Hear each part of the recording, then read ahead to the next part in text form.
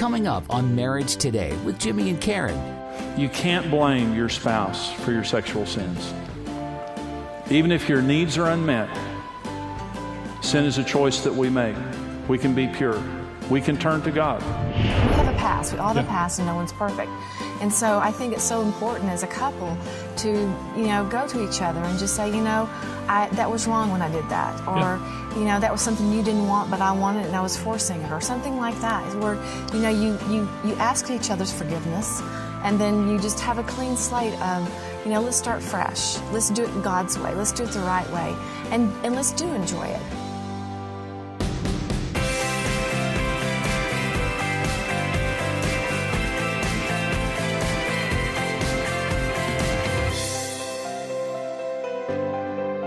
The 5 ingredients of sexual fulfillment in marriage. Those are some things that we just need to believe about sex. Just basic things that we need to believe about sex. These are 5 ingredients. Number 1, commit to meeting your spouse's sexual needs in a committed and faithful manner. Again, 1 Corinthians 7 says when we get married, our bodies belong to each other. Not a license for abuse, but a license for use. You never use your body to punish your spouse. This is your place of pleasure and delight, and it's yours. I'm so thankful for Karen. Karen has never used her body to punish me or withdraw from me, and she has been faithful even through the difficult times of our marriage. She's always been faithful to meet my sexual needs. About 20% of women are more sexual than their husbands. But let me just say this. It doesn't matter. It doesn't matter who's more sexual. The only thing that matters is that you say to your spouse, I'm committed to meeting your sexual needs. I will faithfully meet your sexual needs for the rest of our life. It might not be my need. Now, I'm not going to sin. I'm obviously not going to violate my conscience before God. But again, there are many ways that we can please each other. There are many ways that we can enjoy sex in marriage together. I am committed. You will never not have your sexual needs met because of me. I will be a faithful partner. You're more important than anything else in my life except for Jesus. And I will faithfully serve you sexually. Number 2. Ingredient of sexual fulfillment in marriage is communication of your sexual needs and allowing your spouse to communicate. A lot of times this is the issue that we just can't talk about. And is you need to talk. What is it that you like? What is it that you dislike? We teach people how to have a vision retreat and how to take 2 or 3 days together where you go into a protected atmosphere, not with your children. Find a place for your kids. 2 or 3, 4 days. In the morning you wake up, you just pray and spend time together and talk. In the afternoons and evenings, just have fun. It might be that the evenings are a better time for you to pray and talk. That's fine. But you have 3 or 4 or 5 hours where you just sit and talk. Sex was one of those issues for Karen and me before we had our vision retreat that we never sat down and talked about that much. We just get in bed and have sex and just, no pun intended, just kind of feel things out, So we would... But what happened was frustration, is that we were having sex, but we weren't verbally communicating and saying, yes, I like that. No, I don't like that. Yes, do this. No, I don't do that. It was just frustrating. So at one of our vision retreats, we just sat down and talked about sex. And we said, listen, what is our vision for our sex life?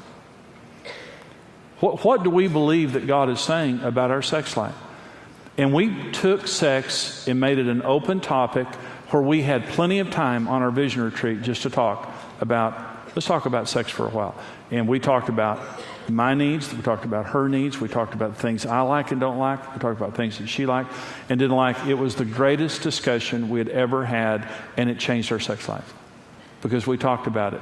Again, don't be ashamed of this issue. It's an important issue in your marriage, but you need to verbally communicate and you need to both be in agreement. And if you do and you get in bed, you're going to have a great time. If you don't, if you're not communicating, a lot of your communication is just going to be through, not saying things, but just kind of pushing your spouse away and being negative, and they're going to take that as rejection. So talk about it and communicate what you want and all that. Number 3, commit to sexual purity to protect the integrity of your marriage. Sexual purity. Say, I'm committed to being sexual pure, and this is a big deal. Let me talk about some standards of sexual purity. If you're going to be pure, here's what you do. Number 1, I will not allow fantasy lust or lust for another person in my life. I'll take my thoughts captive. The most important thing sexually is your thought life. Pornography, temptation, those kinds of things, it's not centered in your sexual organs. It's centered in your mind. The only way you can overcome sexual temptation is to take control of your thoughts. You can't take thoughts out of your mind. You can only replace them with greater thoughts. Biblical meditation, according to Psalm 1, promises that we will succeed in everything that we do in our lives. And so the first commitment is, I'm not going to let people in my mind that I'm having sex with. I'm going to battle, and I'm going to take control of that. Number 2, I will not develop an inappropriate emotional or sexual relationship with another person, regardless of the condition of our marriage. And many people, many of you guys, and many of the precious folks watching, you have a Facebook account, and you're on there talking with other people. Now, let me say this now, and I don't want to say this in a legalistic manner. I think it's a great idea for couples to have a Facebook account. That you sit down together, and that on the internet that you're very accountable, and that what you're doing is done in the presence and with the knowledge of your spouse. And maybe your spouse always can't be present, but I believe this was in England, and this was in the newspaper in England. We ran it in one of our Marriage Day letters. There was a couple cheating with each other on the internet. And they were in different places in their home online cheating with each other. And they didn't know it. But finally, they arranged a get-together.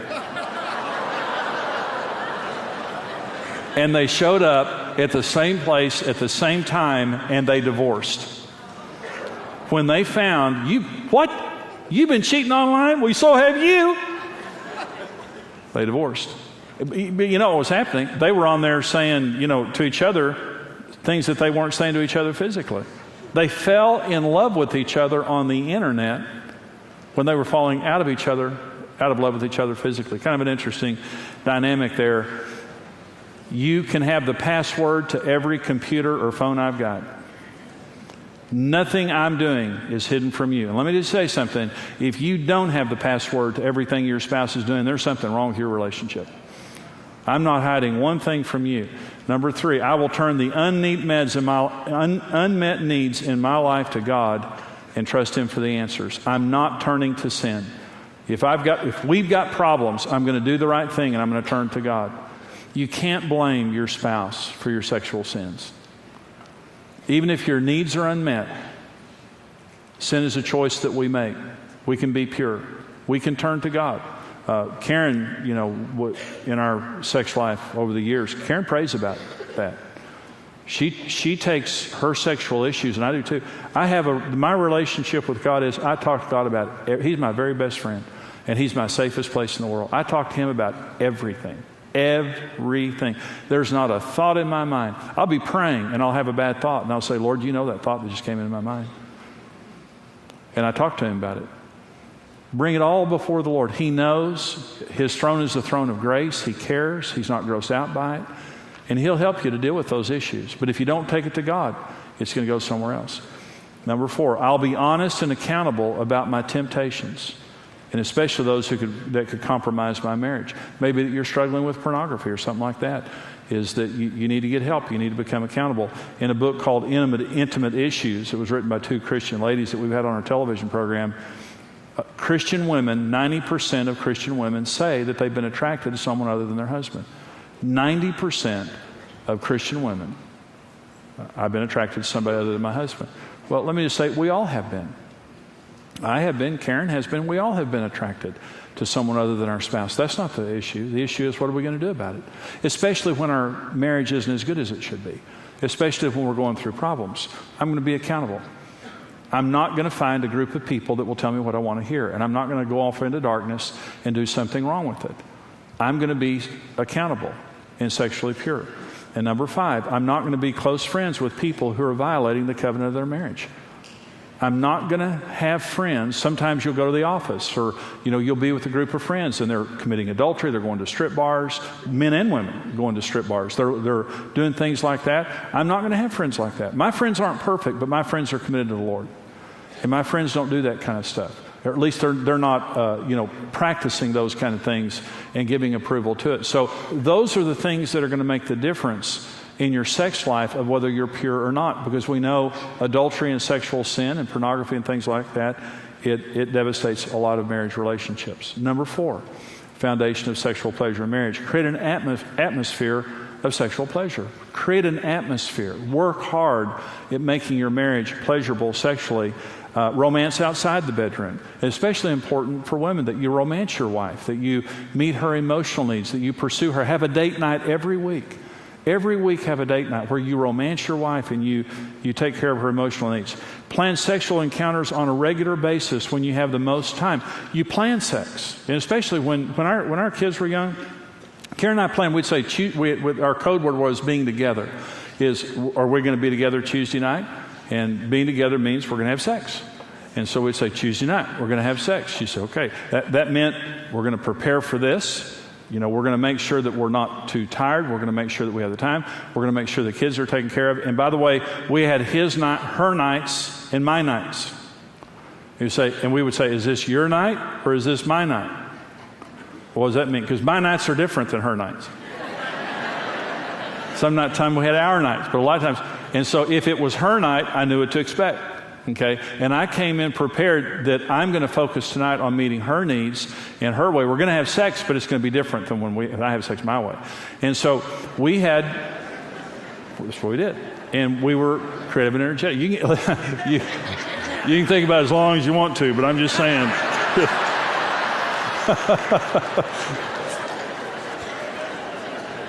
But we both got our needs met. That's the thing I'm trying to say. It wasn't all my way or her way. And sometimes it was just our nights. But the longer we were married, the more we enjoyed the same things. But we had special times. Sometimes morning is the best time to have sex. Sometimes you're just having a quickie. Sometimes you're just having sex and it's a quickie and that's all it is. And you go on. But sometimes you need a longie. And you need several hours to be together. And you need the time to enjoy each other, to talk, to share sex and to please each other physically. And so you can plan those things. In fact, it needs to be planned. It needs to be, a weekly issue in your marriage to where, 2 or 3 times this week, we're going to have times where we're together sexually, but especially one of those is going to be really special. And the last thing is this, the 5th thing is this, communicate and deal with sexual problems together. If you have sexual problems, deal with it. Because most of us are going to deal with sexual problems, lack of desire or whatever. It could be chemical, it could be unresolved conflict. You don't desire sex, it could be that there's conflict in our marriage, stress and fatigue, whatever it might be. If you're having a problem with sexual desire, go to the doctor. Or if you need to go get counseling, because there's an emotional issue. It may be past abuse. Sometimes people have been sexually abused in their past, and it has a lot of problems related to your present. You need to get help for that. Listen, when you're having problems sexually, your spouse is being affected by that. And so don't strand your spouse sexually by not dealing with your problems, whether it's medical, whether it's emotional, whether it's whatever it is.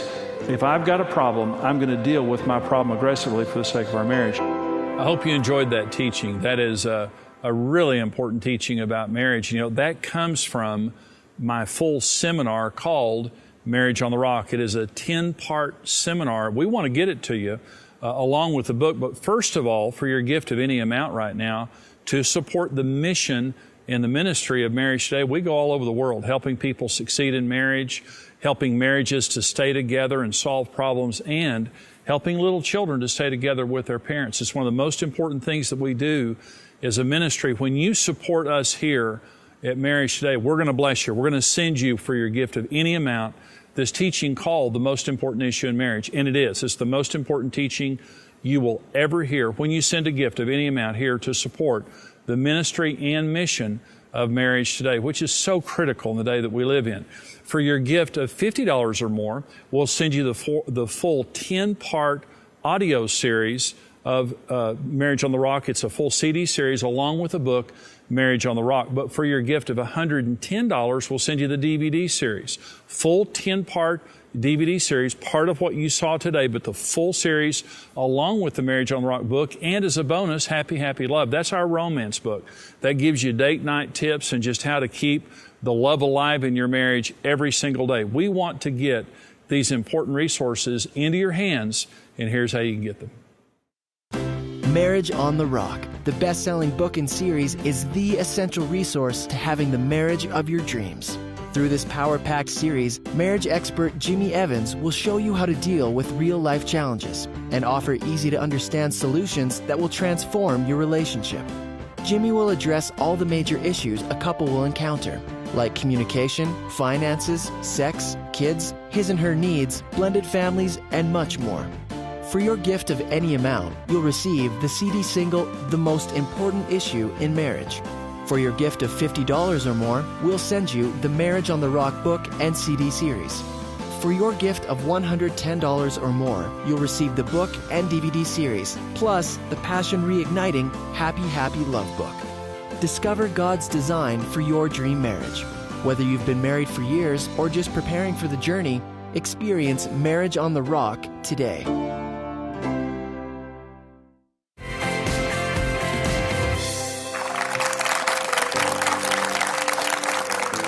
This program is on sexual fulfillment in marriage, and it's a big deal. You know, sex is the only unique feature of marriage, and it's something that's important really for a lifetime of marriage. And so, Karen, we have, when we do these kind of programs, you know, we get a lot of questions from viewers on this topic. There's a lot of misinformation in the area of sex, but as I said in the teaching, this is God's subject. God created it, He created everything good, and this is something that we need to get information about from the right sources. So we've got some questions. That's right. It says, Jimmy, how can I get my wife more excited about sex? She's not into it like she used to be. Well, great. A lot of men, you know, we think in different terms, and sex is something that is one of our primary needs. And to us, it's very physical. Is we want, you know, direct sexual stimulation. We can turn on instantly. A man can have the worst day he's ever had at work, come home, Armageddon's tomorrow. He says, well, let's kill a few hours having sex. You know, it's like, we're very compartmental. We're just so different as it relates to sex in marriage. But for a woman, for a man to get his wife interested in sex, you have to remember, her first need is security. And by that, it means you pastor your wife all day long, and literally every event in her life is connected to her sexuality. So her security means you're tuned in. What makes her insecure is the feeling that you're checked out. Well, that's going to make her less sexual. Okay, so the next need that she has is for open and honest communication. And see, years ago there was a Reader's Digest talking about sex secrets that women wish their husbands knew. And one of the most important sex secrets that women wanted their husbands to know is talk was a turn on for them. And men are just thinking, we talk way too much already, you know that. But patiently talk to her. And when I say talk to her, it's like us, Karen, I hated that when we first got married. I thought you were nosy and I didn't want to feed the monster and, you know, that you always wanted to talk. But what I found is that when I sat and began to patiently talk to you and give you full answers for the questions that you had, you opened up sexually, which was a shock to me. Well, as a woman, women connect with other women talking. Right. So, of course, that's the way we communicate. We love it. And so that's the special part about a man and a woman is sexually, you know, that's what we can have in common, but it's the talking that connects a woman to another person. Absolutely. I mean, that's what, I love to talk. Well, then another need that women have is non-sexual touching and affection. And again, there's not anything in a man's brain that can get this, just trust me, is the more non-sexually affectionate you are, the more sexual your wife becomes. And so obviously during the act of sex, there's some sexual touching, but even in the act of sex, the more soft and non-sexual a husband is, the more sexual she becomes. Another need that a wife has is leadership. Not to be dominated, but she wants her husband to be the initiator. So you say, well, my wife's just not interested in sex anymore. Are you tuned out? Are you talking to her? Are you affectionate with her in non-sexual ways? And are you initiating the well-being of the finances and of the romantic life and of the children and of the spirituality and of things like that? And so men think in terms of, you know, my wife's not interested in sex. You know, I really need to start, you know, kind of buffing up and, you know, get that gold chain, strut around the house, you know, and just let her see the bod. You know, if she could just ever see the bod in the right light, you know, we're going to get there quick. Women are not blind, but they're less visual than men. And so men are always trying our stuff. You know, take her to a raunchy movie or something, that'll get her there. Your wife if you will love her sacrificially, talk to her, be soft and non-sexual with her, and be the leader of the home, she will be the most sexual that she can be, I promise. First of all, you know, I've been married a long time, and I've taught seminars to lots of folks and helped lots of folks. We have our differences, but basically we're the same. And this is a big deal. So you don't give up and don't do the wrong thing. You love your wife the way God intended, and she will become sexual, I promise. That's good. Okay. Is there anything off limits when my wife and I have sex? Sure, of course there are. And this is Rob in Massachusetts. And let me say, God is a fun God. God created sex. It's fun. And He's a fun God. And when He created us sexual, it says God saw everything He created and it was good. The devil wants us to believe that God's approved. Okay? So let me talk about a playground for just a minute. Okay, God made sex into a big playground. He made our bodies where we can experience sexual fulfillment in many different ways. There's not just one position that we can have in sex. There are many. There are many ways that we can achieve orgasm in sex in marriage without necessarily having intercourse. In other words, God created sex where we can be adventurous, that it can be exciting for the rest of our lives, rather than this thought that God's grossed out when we're having sex. He's up in heaven going, cut that out. I never had that in mind. You know, just have the kids and get it over with. Okay. My God is a fun God because my God created sex. And this is His subject. But He put a fence around the playground. And in the Bible, we're told there are certain things that are just not good. And God didn't say not to do them because they're fun. And He was trying to keep us from having fun. He told us not to do it because it'll destroy our lives.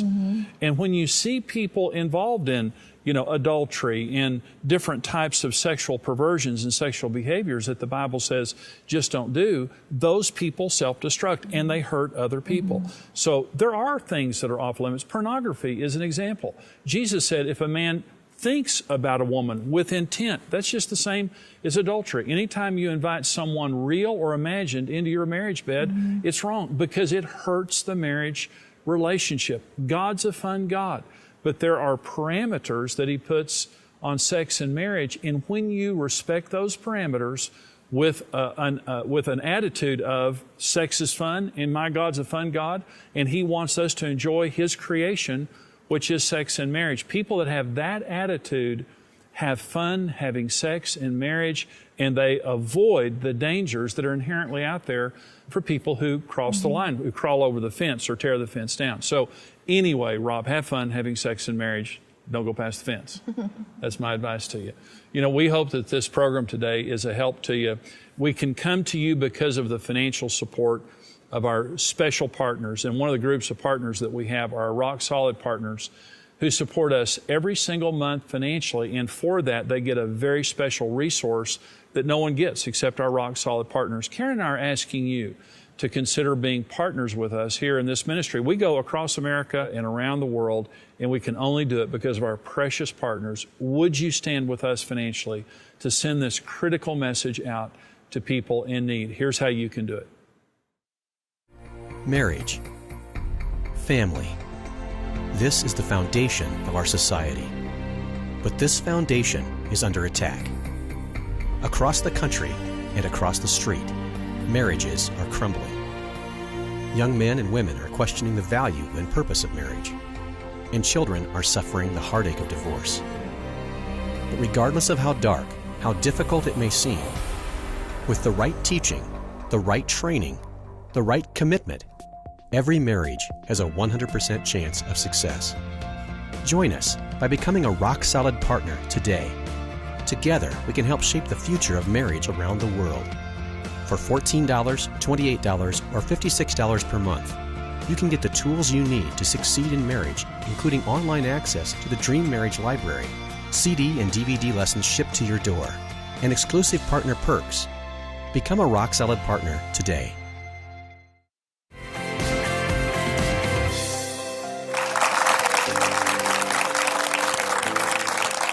Okay, we're talking about sexual fulfillment in marriage, and you know, Karen, we were answering some questions in that last segment about people who, you know, had questions concerning sex. Such a difficult subject, and so many people have made mistakes, you know, and we made mistakes. I've made horrible mistakes before we got married, in this area. So, talk about people and how they deal with that. Well, I was thinking, when we were answering that, so what came to my mind is, I remember you and I having to go to each other and just, ask each other's forgiveness for the things that we had done that were wrong, whether it was me, not being honest about what I wanted or didn't want, or you bringing, things into the, situation that was just like, no, in other words, we have a past. We all have a past and no one's perfect.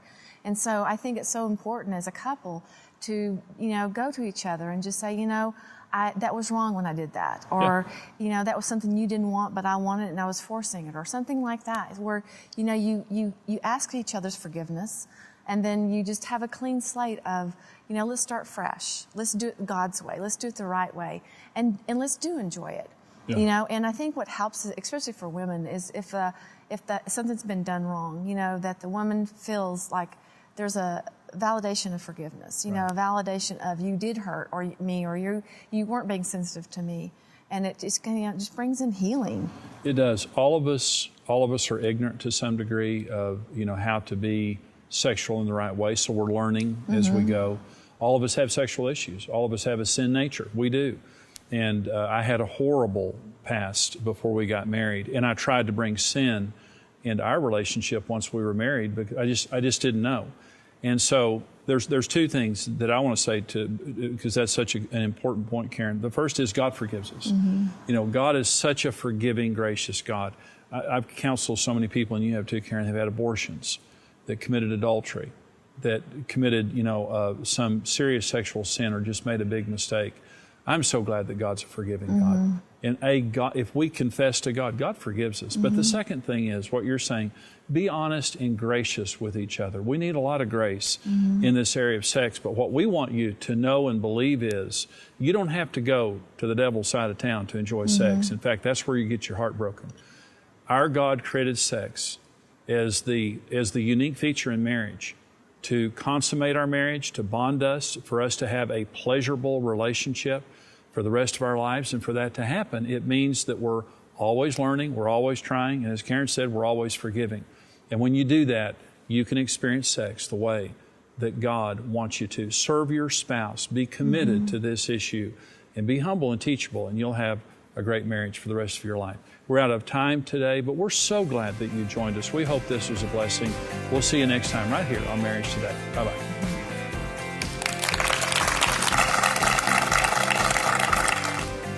Thank you for joining us today.